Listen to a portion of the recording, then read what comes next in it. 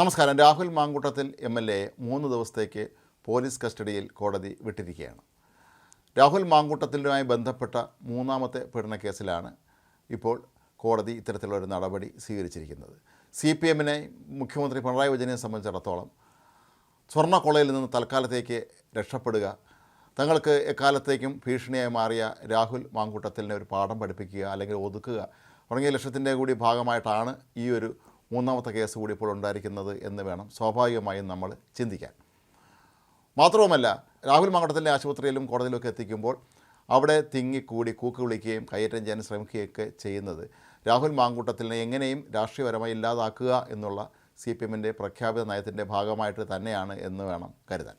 പക്ഷെ ഇവിടെ നമ്മൾ മനസ്സിലാക്കേണ്ടുന്ന ഒരു കാര്യം, രാഹുൽ മാങ്കൂട്ടത്തിൽ ഒരുപക്ഷെ തെറ്റേറ്റുണ്ടായിരിക്കാം.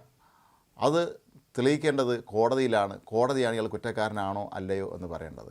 അങ്ങനെയുള്ള ഒരാളിനെ മാധ്യമങ്ങൾ വഴിയും അതല്ലാതെ നടപടിയിട്ടും വിചാരണ നടത്തുന്നത് ശരിയായ നടപടിയാണോ എന്ന് ചോദിച്ചാൽ അല്ല എന്ന് തന്നെ പറയേണ്ടി വരും. നമ്മുടെ നാട്ടിലെ സാമാന്യ ജനങ്ങളുമൊക്കെ തന്നെ ഇപ്പോൾ ഈ ഒരു രീതിയിൽ ചിന്തിച്ചു തുടങ്ങിയിരിക്കുന്നു. ചുരുക്കത്തിൽ രാഹുൽ മാങ്കൂട്ടത്തിലിന് ജനപിന്തുണ കൂടി വരുന്നു എന്നുള്ള സത്യം തന്നെയാണ് ഒരുപക്ഷെ CPMനെ സംബന്ധിച്ചിടത്തോളം അടിയന്തരമായി അടുത്ത കേസ് കൂടി കുത്തിപ്പൊക്കാനുള്ള സാഹചര്യമായി മാറിയത് എന്ന് വേണം കരുതാൻ. തങ്ങളാണ് സ്ത്രീകളുടെ സംരക്ഷകർ എന്ന് അവകാശപ്പെടുന്ന മുഖ്യമന്ത്രി അദ്ദേഹത്തിൻ്റെ കൂടെയുള്ളവരും സ്വന്തം പാർട്ടിയിലെ നേതാക്കന്മാർ നടത്തിയ സ്ത്രീപീഡന കഥകളെക്കുറിച്ച് ചോദിക്കുമ്പോഴൊക്കെ തന്നെ അതിന് സൈദ്ധാന്തികമായ ഭാഷയിൽ മറുപടി പറഞ്ഞ് തല ഊരുന്നതാണ് നമ്മളെല്ലാവരും തന്നെ കാണാറുള്ള കാഴ്ച.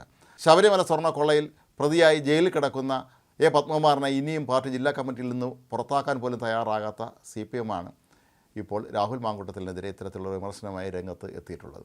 എന്നാൽ നിരവധി പേരാണ് ഇപ്പോൾ സമൂഹ മാധ്യമങ്ങളും അല്ലാതെയൊക്കെ തന്നെ രാഹുൽ പിന്തുണയുമായി എത്തുന്നത്. അറസ്റ്റ് നടന്നതിന് തൊട്ട് പിന്നാലെ തന്നെ മുൻ DGPയായ TP സെൻകുമാർ ഇത് സംബന്ധിച്ച ഒരു സോഷ്യൽ മീഡിയ പോസ്റ്റ് ഇട്ടിരുന്നു. അദ്ദേഹം അതിൽ വളരെ പ്രസക്തമായ ചില ചോദ്യങ്ങളാണ് ചോദിച്ചിരുന്നത്. ആ പോസ്റ്റ് തീർത്തും രാഹുൽ മാങ്കൂട്ടത്തെ അനുകൂലിച്ചുകൊണ്ടാണ് എന്ന് പറയാൻ നമുക്ക് കഴിയുകയില്ല അതിൻ്റെ തലക്കെട്ടും മറ്റും നോക്കുമ്പോൾ. പക്ഷേ അതിലെ കേസ് അന്വേഷണത്തിലെ പിഴവുകളെക്കുറിച്ചാണ് മുൻ DGP എന്നുള്ളതിൽ അദ്ദേഹം വളരെ കൃത്യമായി പറഞ്ഞിരുന്നത്. ഈ അതിജീവിതയെ നിങ്ങൾ വൈദ്യ പരിശോധനയ്ക്ക് വിധേയമാക്കിയിട്ട് തന്നെയാണോ ഈ കേസെടുത്തത് എന്നുള്ള ഒരു ചോദ്യം അദ്ദേഹം ചോദിച്ചിട്ടുണ്ട്. വളരെ സ്വാഭാവികമായൊരു ചോദ്യമാണ്. ഒരാൾ ബലാത്സംഗ കേസിൽ പരാതി നൽകുമ്പോൾ അവരെ വൈദ്യ പരിശോധന നടത്തുക എന്നുള്ളത് നിർബന്ധമായും ചെയ്യേണ്ടുന്ന ഒരു കാര്യമാണ്. ഇതുമായി ബന്ധപ്പെട്ട് നിരവധി ചോദ്യങ്ങൾ, 10ഓളം ചോദ്യങ്ങൾ അദ്ദേഹം ചോദിച്ചിട്ടുള്ളത്. ഇതിനൊന്നും തന്നെ മറുപടി പറയാൻ നമ്മുടെ പോലീസിന് കഴിയുകയില്ല. ഈ അന്വേഷണത്തിൽ വലിയ തോതിലുള്ള പിഴവുണ്ടായിരിക്കുന്നു, ഇത് ശരിയായ രീതിയിലുള്ള അന്വേഷണം നടന്നത് എന്ന് കൃത്യമായി തന്നെ TP സെൻകുമാർ ഇവിടെ ചൂണ്ടിക്കാട്ടിയിട്ടുണ്ടായിരുന്നു. മാത്രമല്ല, അദ്ദേഹം പറയുന്നൊരു കാര്യം, അതിജീവിത ഇതിൽ ഒപ്പിട്ട് കൊടുത്തിട്ടുണ്ട്. അവർ ഇമെയിൽ ചെയ്തൊന്നിരിക്കട്ടെ, നിങ്ങൾ മറുപടി മെയിൽ അയച്ചു എന്ന് പറയുന്നു. തിരികെ എത്തി അവർ അവരുടെ പരാതിയിൽ ഒപ്പിട്ട് കൊടുത്തിട്ടുണ്ടോ എന്ന ചോദ്യത്തിനും ഒന്നും തന്നെ മറുപടി നൽകാൻ നമ്മുടെ പോലീസിന് കഴിയില്ല. കാരണം ഇതാകപ്പാടെ എങ്ങനെയെങ്കിലും ഒരു തട്ടിക്കൂട്ടി ഒരു കേസുണ്ടാക്കി രാഹുൽ മാങ്കൂട്ടത്തിൽ എങ്ങനെയെങ്കിലും കുറച്ച് ദിവസം കൂടി ജയിലിടുക എന്നുള്ള അവരുടെ ഒരു നയത്തിൻ്റെ കൂടി ഭാഗമായിട്ട് തന്നെയാണ് ചെയ്തത് എന്നുള്ളത് ആർക്കും മനസ്സിലാക്കാൻ കഴിയും. നേരത്തെ ഉണ്ടായത് 2 കേസുകളിലൊക്കെ തന്നെ ജാമ്യം നേടി ഇപ്പോൾ പുറത്ത് നിൽക്കുന്ന രാഹുൽ മാങ്കൂട്ടത്തിലിനെ ഇത്തരത്തിൽ രാത്രി ഹോട്ടൽ വളഞ്ഞ് പിടിച്ചുകൊണ്ട് പോകേണ്ട ആവശ്യമൊന്നും ഇല്ലായിരുന്നു എന്നാണ് പൊതുവെ എല്ലാവരും ചിന്തിക്കുന്നത്. ഇത് മനഃപൂർവ്വമായി നേരത്തെയും പലരെയും മറുനാടൻ മലയാളിയിൽ പണ്ട് നടത്തിയ റെയ്ഡിനെയൊക്കെ തന്നെ ഓർമ്മപ്പെടുത്തുന്ന രീതിയിൽ ആ സമയത്ത് അപ്രതീക്ഷിതമായി പെട്ടെന്ന് എത്തി റെയ്ഡ് നടത്തിയ ഒരു കാര്യവുമില്ലാതെ പ്രശ്നം ഉണ്ടാക്കുകയും ചെയ്യുന്നത് പിണറായി സർക്കാരിൻ്റെ പോലീസിൻ്റെ ഒരു സ്ഥിരം രീതിയാണ്. അതിൻ്റെ ഒരു ഭാഗമായിട്ട് വേണം ഇതിനെ കരുതാൻ. അതുകൊണ്ട് തന്നെ TP സെൻകുമാർ ചോദിക്കുന്ന 10 ചോദ്യങ്ങൾക്കും ഒന്നിനു പോലും ഉത്തരം പറയാൻ കഴിയാത്ത അവസ്ഥ തന്നെയാണ് കേരള പോലീസിന് ഉള്ളത്. കേരള പോലീസിലെ വളരെ സത്യസന്ധനായ, വളരെ നീതിപൂർവ്വം പ്രവർത്തിച്ച ഒരു DGP എന്ന സൽപ്പേരുള്ള TP സെൻകുമാർ ഇത്തരം ചോദ്യങ്ങൾ ചോദിക്കുമ്പോൾ അതിൻ്റെ പ്രസക്തിയും വർദ്ധിക്കുകയാണ്. മറ്റൊന്ന്, പത്തനംതിട്ട ജില്ലാ പഞ്ചായത്ത് അംഗമായ ശ്രീദേവി കുഞ്ഞമ്മ കഴിഞ്ഞ ദിവസം സോഷ്യൽ മീഡിയയിലൂടെ നടത്തിയ ഒരു ലൈവ് പ്രഭാഷണമായിരുന്നു. അവർ പറയുന്നത് താൻ അതിജീവിതനൊപ്പമാണ് എന്നാണ്. അത് ജീവിതം മാത്രം, അത് ജീവിതത്തിനൊപ്പമാണ്. അവർ പറയുന്നത് കോടതിയിലാണ് ഇത് തെളിയിക്കേണ്ടത്, ഇയാൾ കുറ്റക്കാരനാണോ അല്ലയോ എന്ന്. അതുവരെ താൻ അതിജീവിതനോടൊപ്പം തന്നെയാണെന്നാണ് ശ്രീദേവി കുഞ്ഞമ്മ പറയുന്നത്. അവർ പറയുന്നത് ഇത് മാധ്യമങ്ങൾക്ക് അവരുടെ റീച്ച് കൂട്ടാൻ വേണ്ടിയുള്ള ഒരു പരിപാടി മാത്രമാണ് ഇത്.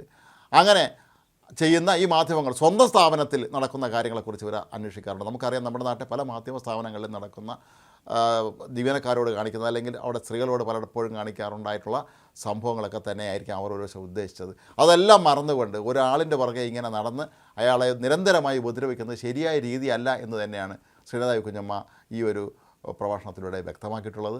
നേരത്തെ ശ്രീദേവി കുഞ്ഞമ്മ CPI അംഗമായിരുന്നു. CPIയുടെ ജില്ലാ പഞ്ചായത്ത് അംഗമൊക്കെ ആയിരുന്ന കാലഘട്ടത്തിൽ അവരെയും രാഹുൽ മാങ്കൂട്ടത്തിലെ ബന്ധപ്പെട്ട പ്രശ്നങ്ങൾ പുറത്തു വന്ന സമയത്ത് അവഹേളിക്കാനുള്ള ശ്രമം CPM ഹാൻഡിലുകൾ നടത്തിയിരുന്നു.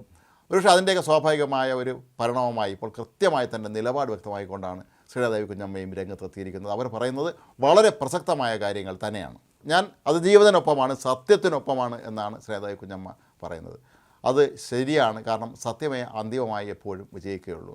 കള്ളം ആദ്യം കുറേ ഘട്ടങ്ങളിൽ വിജയിച്ച് നിൽക്കുമെങ്കിൽ അവസാനം കള്ളം പരാജയപ്പെടുന്നത് തന്നെയാണ് നമ്മൾ നിത്യജീവിതത്തിലും കാണാറുള്ളത്.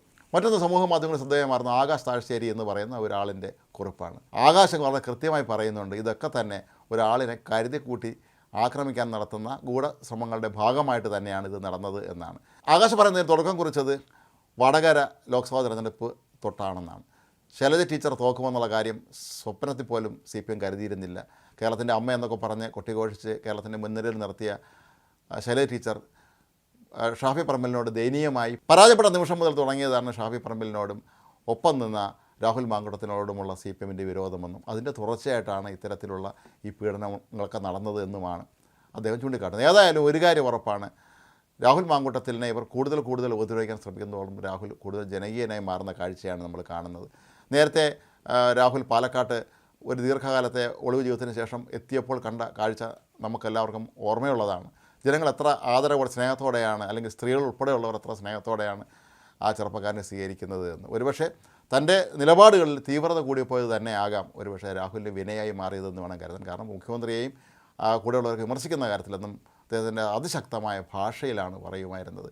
അതൊന്നും ഒരിക്കലും പിണറായിക്കും ഇദ്ദേഹത്തിൻ്റെ അനുയായികൾക്കും അംഗീകരിക്കാൻ പോലും കഴിയാത്തത് തന്നെയായിരുന്നു. അതിൻ്റെയൊക്കെ തന്നെ പ്രതിഫലനമാണ് ഈ അറസ്റ്റിലും പിന്നീട് ഇപ്പോൾ നടക്കുന്ന ഈ അപമാനിക്കൽ പരിപാടിയിലൂടെയൊക്കെ തന്നെ സംഭവിക്കുന്നത് വേണം മനസ്സിലാക്കാൻ. ഇനിയും ഒരുപക്ഷെ രാഹുൽ മാങ്കുട്ടത്തെ തെളിവെടുപ്പിൻ്റെ പേരിൽ വീണ്ടും പുറത്തിറക്കാനും CPM പ്രവർത്തകരെ കൊണ്ട് വഴിനീളെ കൂയിക്കാനും അതുപോലെ കൈകാര്യം ചെയ്യാൻ ശ്രമം നടത്താനുമൊക്കെയുള്ള കാര്യങ്ങൾ ഇനിയും നടക്കുമായിരിക്കാം. അതൊക്കെ തന്നെ അവരുടെ രാഷ്ട്രീയ ലക്ഷ്യം മാത്രം മുന്നിട്ട് കൊണ്ടാണ്. കാരണം എല്ലാ കാലത്തും തിരഞ്ഞെടുപ്പ് എടുക്കുമ്പോൾ ഒരു പെണ്ണുകേസ് ഉണ്ടാക്കുക എന്നുള്ളത് CPMൻ്റെ പതിവ് രീതിയാണ്. അത് എത്രയോ ഉദാഹരണങ്ങൾ നമ്മുടെ മുന്നിലുണ്ട്. അത് തങ്കമണി സംഭവമാണെങ്കിലും സൂര്യനെല്ലിയിലാണെങ്കിലും ഐസ്ക്രീം പാർലർ കേസിലാണെങ്കിലും ഒക്കെ തന്നെ പെണ്ണുകേസില്ലാതെ തിരഞ്ഞെടുപ്പ് കഴിഞ്ഞുകൂടുന്ന കാര്യം CPM ചിന്തിക്കാൻ പറ്റാത്ത അവസ്ഥയാണ്.